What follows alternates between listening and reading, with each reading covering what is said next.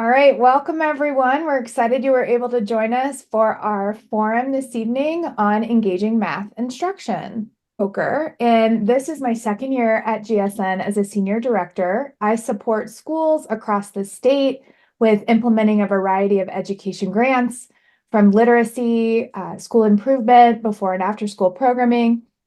Before joining GSN, I worked with Denver Public Schools for 15 years. I was a teacher, a literacy specialist, a school improvement partner, and I have also worked at the national level as a curriculum developer. And I will pass it off to my amazing colleague, Dr. Jason Franks, who is the brains behind our topic this evening. Jason? Hello and welcome. I'm Dr. Jason Franks. I'm a senior director also at Generation Schools Network. Um, the work that I do is similar to Erin's, whereas I am more of a math specialist as opposed to a literacy specialist. I also do school improvement work with grants across the state of Colorado, and also some work with the Navajo Reservation in Chinle, Arizona. And I was a administrator and math specialist and project manager prior to coming to GSN. And my expertise falls in line with mathematics, culture-based education, teacher coaching, and leadership. All right, so at GSN, our vision is that all schools are vibrant, inclusive ecosystems that ensure every student thrives in school, work, and life. And with that, our mission is to co-create healthy school ecosystems by partnering with folks like you, educators, students, families, and communities to elevate the education experience. Here's a map that highlights our work across the country with the states where we are actively working in yellow. So you can see we work in many of the states. And if you are interested in learning more about working with us, we are an approved provider with the Colorado Department of Education. So if you have any questions about grants, we have a development team that will come alongside your school and write the grant with you. You can reach out to myself, you can reach out to Jason, or you can reach directly out to our development team to learn more about how we can support you with the grant application process. You can actually schedule a meeting directly with our Director of Development, Nate, via his Calendly. So I will go ahead and put that information for you in the chat. I'd like to get to know a little bit about our participants this evening. So if you could share in the chat with us your name, your district and school, the role that you have, and how did you hear about our forum? And potentially, what are you most excited about this evening to discuss? Denise, but you're on mute. Feel free to come off mute. We'd love to hear from you. Okay. I sent it too fast before I put the rest of the information in, so I'm doing that now. No worries. It's been a long day, you know? Can you tell us a little bit about you and how you heard about our forum and what you're most excited about? Sure. I'm the director of Science Prep Academy. We're a small micro school in Phoenix. We're housed in the Kroc Center. And I heard about it. I just get an email, different workshops. One of our struggles is math. So we still have students who aren't making those benchmarks. So I wanted to learn what I could to share with staff. That's Awesome. great. We're glad to see some folks from Arizona here. And I'm assuming that there are Diocese of Brooklyn technology teacher. Welcome, Sujo, really. And we have that in common. And I'm assuming that there are others across the state of Colorado. Maybe, oh, my mic is not again correctly. Um, so anyone else want to share? So Noel, welcome Noel from Littleton, Colorado. And then we've And got Stephen? Stephen T. Looks like maybe they are colleagues at an organization called Zero Dropouts. I'd love to learn more about that. That's a new one for me. All right, awesome. Well, thank you all for being here. We'll just keep plugging away here. So before we dive into the content for our session, we want to revisit this definition for best first instruction, and this actually comes from the Colorado Department of Education. So when planning for best first instruction, or BFI, the foundation requires educators to build meaningful relationships with all students, address individual needs, create relevancy by allowing students to see themselves in their learning, and provide opportunities for exploration and expression. The educator also utilizes instructional materials and strategies that honor the diversity of their classroom. And then to add to our understanding of best first instruction, here are 4 components that are also named by CDE. Tonight is really going to hit on the third bullet. We're going to be talking a lot about creating relevancy through cultural connections in math. We hope that you all continue to join us for future forums. We'll probably have 2 more this school year. All of our topics will tie back to both the definition and the components that we just reviewed. At the end of the session today, we have a survey, and we would love to hear from you about what your thoughts about the session tonight and what sessions we could offer in future forums. So stay tuned for that. All right, so with that, our objective this evening is that we will discuss and explore different methodologies and strategies to enhance engaging math instruction. We have a one-pager for you tonight that has all of the links that we'll be sharing at the end of the session. And with that, I'll go ahead and pass it over to my amazing colleague, Dr. Jason Franks. All right. So before we get started into the strategies and methodologies about engaging math instruction, I wanted to touch upon the role of a teacher in teaching math. I did my dissertation on math anxiety and its effect on math self-efficacy on math teachers in elementary school. And some of the research that I came across is reflected in this paragraph. So classroom teachers are the most influential factor impacting student achievement. Unfortunately, some teachers suffer from math anxiety or an aversion to math. And so I found that this is more prevalent in elementary school teachers. And as a result, when teaching math, these teachers may gloss over or rush through topics that they themselves struggle with and stick to those algorithms that we were all taught as kids, as opposed to the deeper understanding of the concept. One of the factors that I found when doing my research is that female teachers especially have a greater effect on female students in transferring their attitudes towards math for good or ill. So this means that if a female teacher is not confident in teaching math, it's more prevalent that female students will pick up on that attitude and reflect it in their own attitudes. So it's very important that as math teachers that we are aware of the attitudes that we have that can be transferred over to our students. For example, when I was growing up, I had the best math teachers from kindergarten through my senior year. And that reflects on my attitude towards math. I love math. I love learning math. I love everything about math. And whereas opposed, the kind of the impetus to my dissertation was my sister. She's also a teacher, and she had a very bad experience with a math teacher in high school and middle school, and she hates math because of that interaction with her teachers. So it's very important that we understand our effect on our students when teaching math. So let's discuss.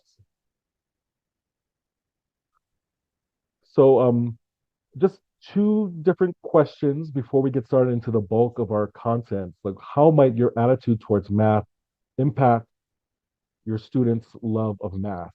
And a second question, what strategies have you used to make your math instruction engaging? So I just wanted to get an understanding of where everyone's at before we go into the content. So Erin, can we break out into rooms and talk about this for about 5 minutes?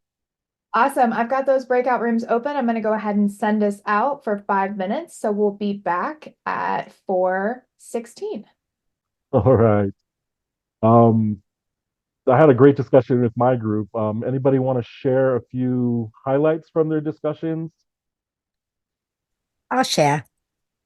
All right. We said that math had to be fun. We said that you had to connect it to real world activities and you had to have a positive attitude towards math because if they see you excited about it, they can get excited about it. Exactly. Okay. I will Steven. say I agree with her because when students see that you're excited, they want to see and hear what's going on, and they'll be more engaged. If if you at least act like you like the subject, pretend, so I think that's a great idea. And we also try to make things as real life as possible. How can they relate it to their Mhm. everyday life? Because it's always a question of, oh, are we going to use this ever? So if you can give the example of, yes, you can, and let me show you how, I think then it becomes a little bit more relative for them. Yeah, exactly. Steven, did you want to share something? I was going to say your teacher wait time is excellent. So I was going to pipe up because the silence is terrible. Uh, this is the book I use. It's called Building Thinking Classrooms in Mathematics. It is the best math teaching book I've ever read. And Awesome. unfortunately, I get told to read a lot of them. Could you write that book in the comment section just to share? That'd be great. Thank you, Stephen. Okay, so moving on. So some of the strategies, I'm glad you guys in the discussions mentioned a couple of these. So you guys had mentioned you have to make it real world and make it fun. So a couple of these strategies touch upon those concepts. So we're going to talk about some real world application, ethnomathematics, some games or why games are important, some differentiation, and how to get parents involved in their child's education. Okay, so the first thing, so teaching real life application provides students with meaning and context for their learning. By using real life math applications, students can make connections between math and everyday life. So these are some benefits of having real world applications. So you can move on to the next slide. All right. So these are some of the benefits that using real world applications. So one of the comments in our discussion group was, you always hear the question, when are we ever going to use this? And so it's important for math teachers to be able to answer that question effectively. Because if you just give a generic answer like, oh, this is going to be on a test, or you're going to use it in college or something, then that doesn't really give students a proper foundation for what they're learning and how they can use it. So it increases motivation and interest in mathematics, helps to improve conceptual, meaningful, permanent learning. It develops students' mathematical process skills, helps students build a consciousness of their future careers choices by showing occupational fields in which mathematics is used. So you can say like, oh, if you want to be an engineer or if you want to go into any kind of STEM fields, math is very important. You can help students develop a positive attitude towards math and also facilitates general and abstraction of mathematical ideas and concepts. So you're making those abstract ideas into something that they can understand. So they can understand.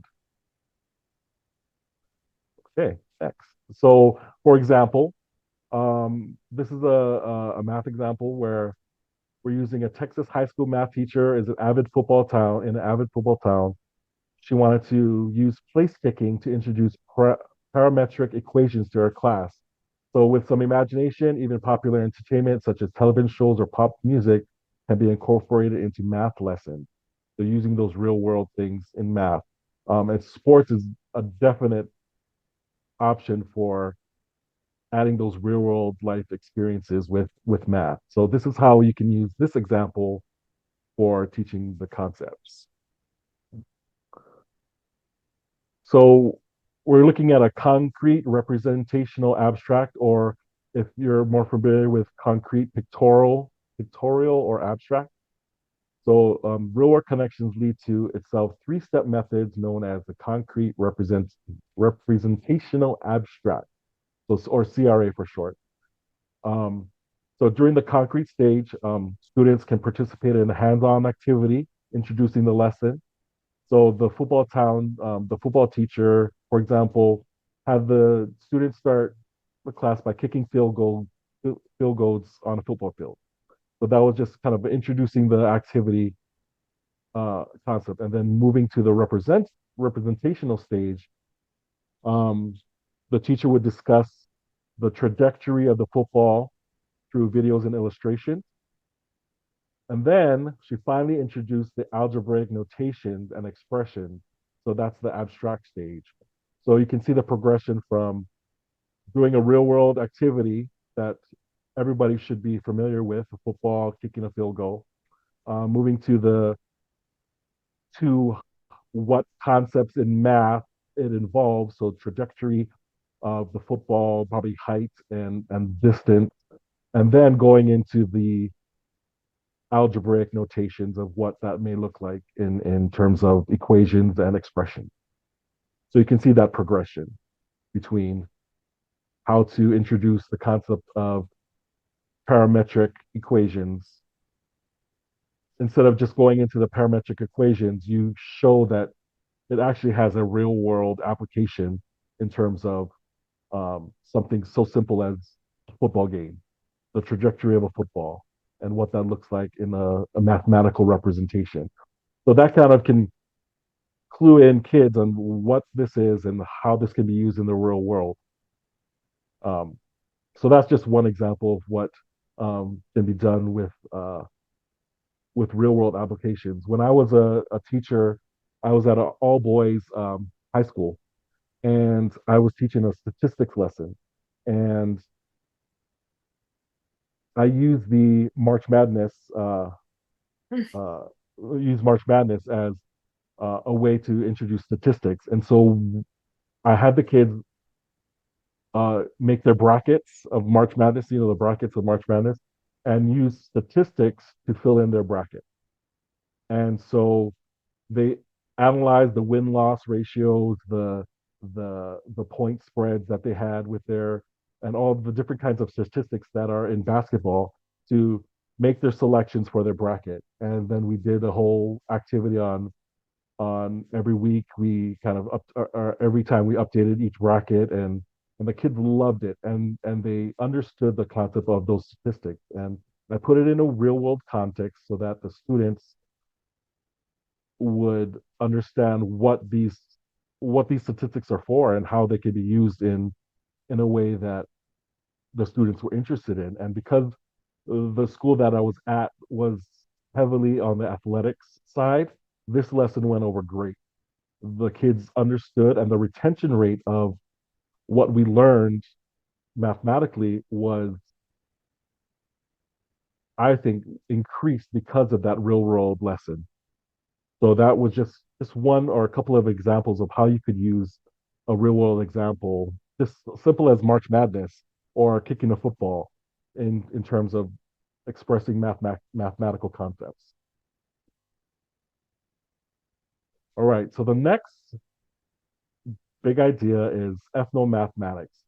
And so this term, ethnomathematics, is used to describe mathematical practices identifiable cultural groups. And so it's regarded as the study of mathematical ideas found in any culture. Instruction is based on integration of cultural education elements that express mathematical values from the student's life. And so the next slide is just a pictorial representation of what can be found on the CDE website. It's an overview of the culturally responsive practices. And so the different levels of culture, there's surface culture, which is like the food, the music, the dances of a particular culture. Shallow culture represents how individuals of those cultures interact with each other. And the deep culture represents how these different how these different cultures think, their mindset, how they view the world. And so you can use any of these different levels of culture to integrate into lesson. And so, for example, those real world examples that I gave earlier, that can be considered um, a culture. So the Texas example I gave, the school culture was around football. The town was centered around football. Um, and that mathematical example that I gave, where the culture of the school was heavily based on athletics. So you're using the culture of the school or the place that you're at to uh, teach mathematical concepts. There's also the deeper culture where you can use cultural, like ethnic culture. So this next example that I'm going to show you is using ethnic culture to get across mathematical teachings. So when I'm originally from Hawaii, and a lot of my work was with cultural based education, and so the middle school unit that I did was on sea voyaging, and that's a huge cultural um, concept in the Hawaiian culture and Polynesian culture. And so we did a unit on voyaging, and so um, I connected the voyaging with ratios and percent. And so the next slide shows you what kind of concepts that I was trying to convey. So the standards that I used was compute unit rates associated with ratios and fractions, solve problems involving scale drawings and geometric figures, and determining the central ideas of information of primary or secondary source. So these are the different standards that I could hit with using that overarching theme of voyaging and Polynesian voyaging. And so this is how I kind of implemented it. So the next slide would be, so the learning targets where I can compute, unit rates associated with ratios and fractions and all these different I cans and do's. These were all the things that I expected my students to be able to do after I finished the lesson. Compute lengths and area from scale drawings using strategies such as proportion. So basically what I did was I had a scale drawing of the voyaging canoe or the va'a or and had them calculate how big. So I gave them the measurements of the regular ship, and then I asked them to calculate the different.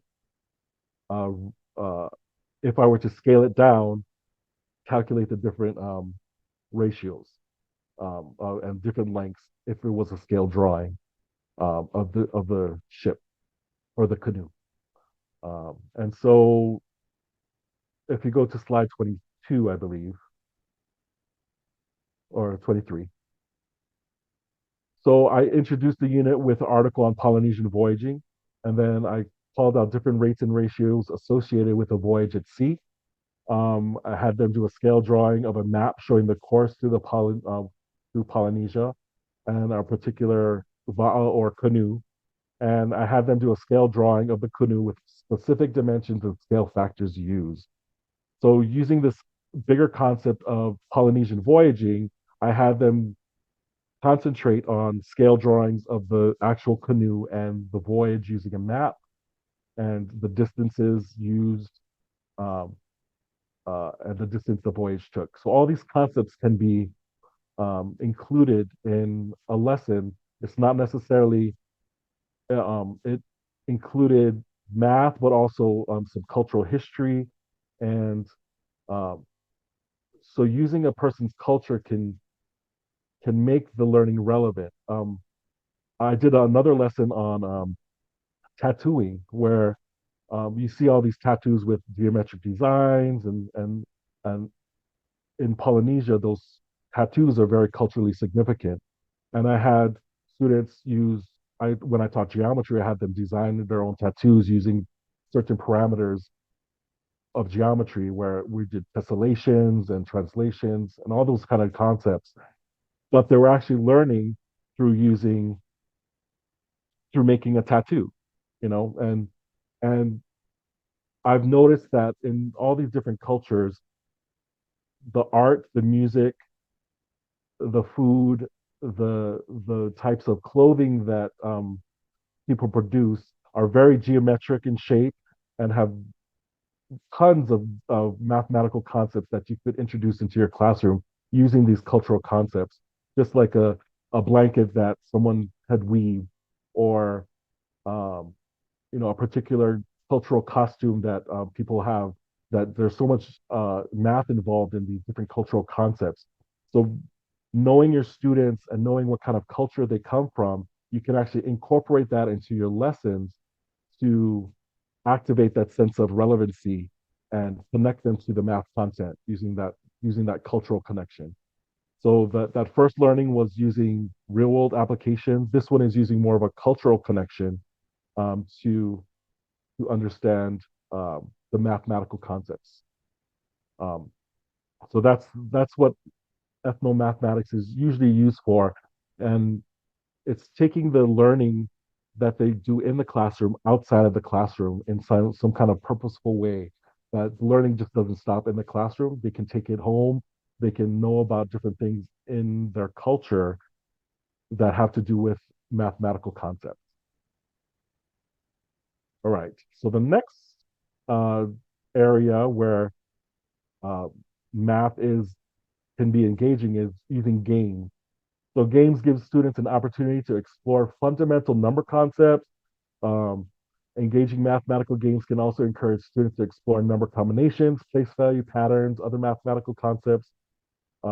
Teachers should provide repeated opportunities for students to play games, then let mathematical ideas emerge as students notice new patterns, relationships, and strategy. So kind of the benefits of using games in the classroom is on the next slide. So it increases student engagement. Math games provide a low risk competition, reduces the fear of making mistakes. That's the fear of a lot of students, is not being good enough or making a mistake or being embarrassed. And that can compound a student's anxiety towards math. Um, it can build math talk and communication skills. It also builds social emotional math skills, reinforces and strengthens math skills. So if you want to do a review, you can do it in a fun way with review games. Um, you can have them learn from and teaching peers so they can learn from each other. It promotes student independence, strategic thinking, and problem solve. And it also builds that love of math where if you make math fun, kids are going to be invested and not be scared of it. And if it's in a low risk competition way, that fear of making mistakes is there, but it's not as big as if it's coming to the board and doing a math problem in front of the whole class and making a mistake and being embarrassed. This is like a low stakes way to build those math skills and reinforce those skills when you're doing like a math review game or something, or any kind of concept that you want to reinforce by playing a game. All right. So the next way you can make your math instruction engaging is by differentiating. Differentiating instruction in the math classroom is vital for creating an inclusive and equitable learning environment where all students can succeed. By adapting content, process, product, and learning environment to meet the diverse needs of learners, educators can empower every student to reach their full potential in math. So if you're a teacher, if there's a teacher that is just one mode, this is how you learn, and not adapting their teaching to address the different needs of their students, then that can turn off a whole group of students to math. But if you're differentiating, you're hitting all those different levels of learners so that they're being included in the math and their needs are being met. And so the next slide, it kind of uh,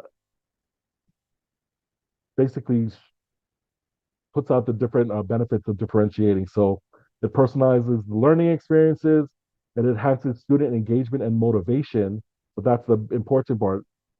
It improves academic outcomes, and there's greater equity and inclusivity in when you differentiate. And um, so the different strategies in which you can differentiate are so these are just different ways you can differentiate. For elementary school, you can use math centers, math games, do math journals. So what I say by math journals is, say you have like a problem of the week and you want them to explain their thinking writtenly. And that's important for students to be able to do, is explain their thinking.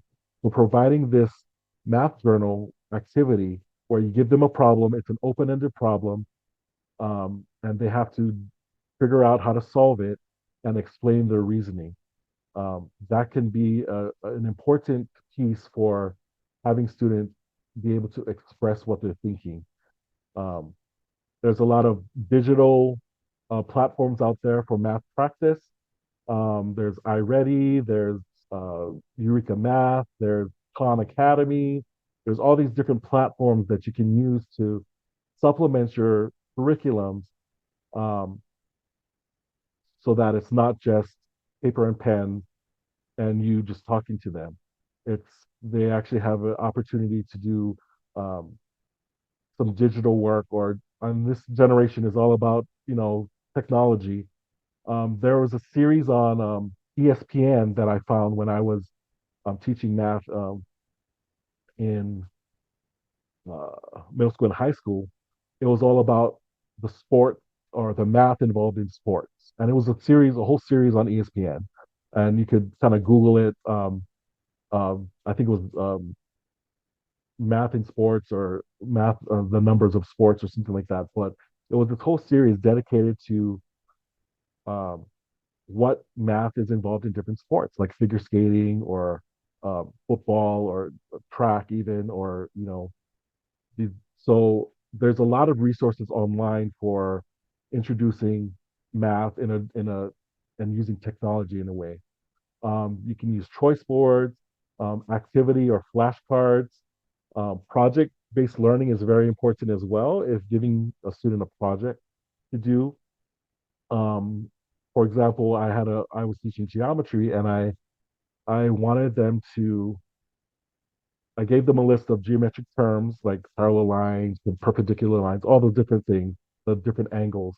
And I wanted them to take pictures of that in the real world and put like a big poster board, and figure out where they see all these different terms in the real world. And they took pictures, and they had to present what they learned. And it was great. They all understood all the different terms that I was giving them because they had to actually look for it in the real world and put together a project for it. And this kind of gave those students that weren't necessarily the best at math a chance to shine based on the type of project that I gave them, because it wasn't necessarily math intensive, but it was using those math vocabulary words and trying to figure out what was found in the real world. And it gave those students that weren't necessarily the best at math a chance to shine. And I found that my students that were struggling excelled in this because they had other talents in terms of art and photography and putting together beautiful projects together. And it gave those kids a chance to shine in terms of this math project. Using manipulatives is a must in elementary education, and even in high school education, where you can do different concepts like uh, algebraic thinking or solving equations, where you can show a picture of, of a balanced scale. Um, and also, a important differentiation strategy is intentional grouping. If you're going to group students, you have to be intentional about it. If you want, um, there's a couple ways you can group students, whereas by ability level or by um, heterogeneous, where you mix students up purposefully so that there's maybe one high flyer and one person that struggles in, and they can work together um, to uh, to teach each other. So it's very intentional in your groupings that when you're trying to do an activity, don't just have random groupings because then you might find the classroom management piece of that activity might be a little too hard to manage. So intentional grouping is very important for differentiation. Right. This last strategy is that I found is very important for students to be engaged in their math instruction, and that's involving the parent or families or caregivers. So the NEA defines parental involvement as the process by which parents help their children learn at home and in school, and is described as a vital component of student success. So this leads to higher test scores, improved classroom behavior, fewer absences, and higher self-esteem, greater social skills, and an increased likelihood of pursuing higher education after graduation. We all have been in education and we all know how hard it is to get parents involved in their child's education, especially when it's in the high school, the older kids. They Parents tend to pull back a little bit in terms of their involvement. I'm not saying all parents, but in my experience, there's a higher involvement rate in elementary school parents as opposed to higher in secondary school. Um, so some of the ways that parents can get involved. So the next slide. So if a parent asks you how they can get more involved in their math, in their child's education, these are something that you guys can do or tell your parent to help their students. So attend school functions. So have math night. Um, there was a couple schools that I work with used to have math nights for their parents to help parents understand how to help their children with their homework. That was a big one for parents when I asked them, like, I don't understand how to help my child with their math homework. And so we used to have these math nights to kind of like explain how to help their children with some of the math concepts that they're learning. Another way for this to help parents in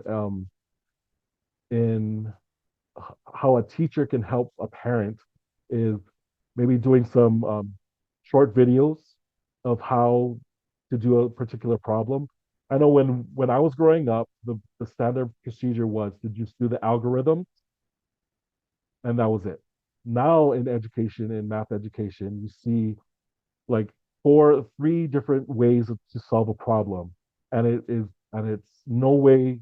There's the algorithm way, but there's also these different ways how to how to solve these math problems that we never learned as kids. But now these strategies are being presented, and parents don't know how to use them, and so it's hard for parents to help their children when they don't understand the concepts of how they're learning to solve the problem. So, like a quick video from a teacher to post up on their website of this is how to solve a particular problem, and they just go through the motions, and it's up online, and you can use that, and parents can use that to help their children. Another way to do this is encourage your parents to ask questions about their child's education. Just show interest in the small things. So be invested by asking questions. How was your day at school? What are you learning in class? Just being open to asking questions. Um, the third thing is apply math at home. Talk about math in the real world. A lot of parents say that they were never good at math or they don't know anything about math, but the type of careers that our parents have, there's so much math involved. Um, from like a carpenter, mechanic, a cook, chef, all those different professions have so much math involved. And just by being open to talk about these things with their children can make math less scary at home. So by just helping a parent cook or helping someone cook, and it's talking about the different tools that they have, the measuring cups and the different conversions from ounces to different things, just by talking about these different concepts, puts that math in a real world application, and by having that dialogue with parents, it opens and it makes that learning environment at home safe. And it encourages the parents to show what they learn about math. If you're going to go grocery shopping, you can talk about the different things, math concepts involved. So just encouraging your parents to talk about the math that they have in their daily lives um, creates that home environment where it's safe to talk about math. And the last one is model a positive attitude towards math. So I encourage parents to avoid statements like, I hate math, I was never good at math, because that gives your children the excuse to hate math and to not be good at math. So I would suggest telling your parents to avoid these kind of statements, just for the fact that it can create um, that negative attitude towards math, and it gives them an excuse because, oh, my parents don't like math, so I don't need to like math. But if we talk about these different things and we're open to talking about math in the real world at home, that can kind of mitigate that attitude, the attitude towards math. So these are just different suggestions that you can tell your parents and you can use in your classrooms or schools, like a math night or videos and things to help your parents deal with their child's math problems. All right. So we're gonna so after hearing about those different strategies and different ways that math can be involved, what are some of the ways you can show up for your students to ensure your attitude about math inspires and engages them? So it's kind of a reflection of that those two questions that I asked in the beginning. And then the different one is, what are some ways you are now thinking about enhancing your math instruction to make it more engaging? And what are some strategies from our session you plan to use? So we're going to break up into groups again, and we're going to discuss um, these different concepts. Actually, do we need to break up? I think we're one, two, three, four, five. There's only six of us. So let's just stay as a big group and let's talk about these things. So what are the ways that you can show up for your students to ensure your attitude about math? And what are some of the things you're thinking about now? Have I sparked your interest in some of these strategies? Does it work? Does it not work? What are you guys thinking? No, you have a comment? I was going to say, I really liked the ethnomathematics thing where you use the ship with the boat and everything, and how you introduce that first. Just because I think as teachers, yes, we get the question, when are we going to use this, and then we sort of have like an answer. Oh, well, I'm glad you asked that, and it's always like an afterthought, you know. Whereas if you introduce it like in the beginning, I bet it probably at first might throw some students off, like, oh, I thought this was math class. I didn't know this was history class or something. But I think once they start doing that, then I think that probably like gets their wheels turning, like, oh, like this is going to be something that is very like applicable towards life in general. And so I thought that was really like to introduce that first, like how are we going to use this first is a really cool concept. So I think I'm gonna try that in the future for sure. Another lesson that I did with ethnomathematics was there's a big um, hula competition. Everybody knows what hula is, right? It's the Hawaiian dance. There's the Super Bowl of hula. It's called the Merry Monarch Festival, and you can Google some videos online. But the stage is set up as a grid pattern, and you can see the dancers moving together, creating different shapes. And so I introduced this in terms of when I was teaching geometry, when I was doing translations, rotations, and uh, parallel lines, perpendicular lines. I use the hula competition as a way to introduce these different concepts of mathematical concepts. And you can use that for any kind of cultural dance. You can see that sometimes they have different patterns that they sway in, or the patterns that they group themselves up in. So that was a big success, because I was teaching a lot of Native Hawaiian students, and that connected to them because a lot of them danced hula. And so a way to use ethnomathematics is you have to be able to know your students, know where your students come from, know what kind of relationship, and build that relationship up with your students. So it's and your parents. And another example is, I'm working at a school in Monte Vista, southern Colorado, and it's a huge potato farming community. And so by using potato farming as the intro to a lesson, you can introduce different concepts about um, square mileage, different math involved in that farming process. But students will automatically connect. Oh, yes, I know our town is known for potato farming, and this is all the different math that's involved in that. And so it kind of gives that connection to to to the students. It's all about like place-based learning.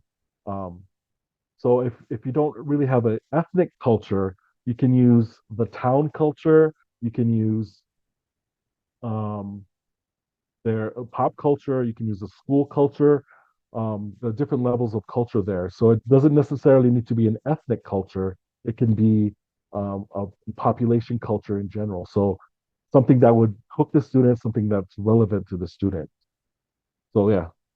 Any other comments about the different attitudes or the different strategies that you might employ in your classrooms?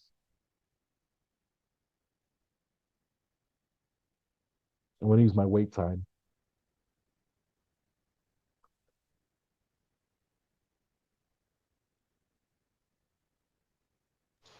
Uh, the concrete representational abstract.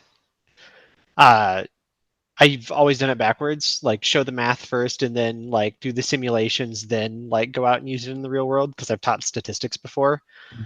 Um, and so like with that, you kind of have to know the math before you can do any sort of like data analysis. But doing it the other way seems more, I don't know, it seems funner. Yeah.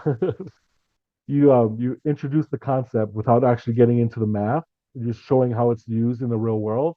And then students start to get curious about, well, how is this related to math? And then so it kind of piques their interest in the concept. And then when you show them, the different concepts that they learn, and then you show them the math, they say, so now this is the math that we need to learn to figure out this. It actually makes it easier for them to buy into the math that you're teaching them when you show them the application first, and then go into the specific math. There's a couple comments.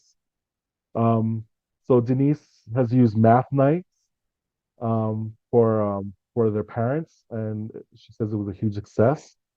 Can you tell us a little bit about your math nights? Yes, this was several years ago. And because again, the struggles with elementary and some of the parents weren't sure. It was a new curriculum that came out. And so each of the classroom teachers, it was K through fifth grade, would set up tables. They had different activities. So students could bring their parents to their tables. And it was a huge success. They've done it. I'm sure they're still doing it now. And it was really brought teachers and families together. Some of the examples, like you said, showing just all the things you do at home, cooking, all the math that's involved in that, especially fractions that kids seem to really struggle with. I mean, they had no idea the things that they could do at home to help support what was going on in the classroom.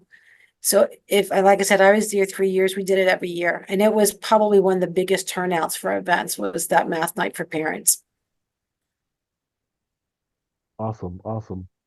Yeah, I found that same excitement when we did our math nights and back home. That parents didn't know what they didn't know.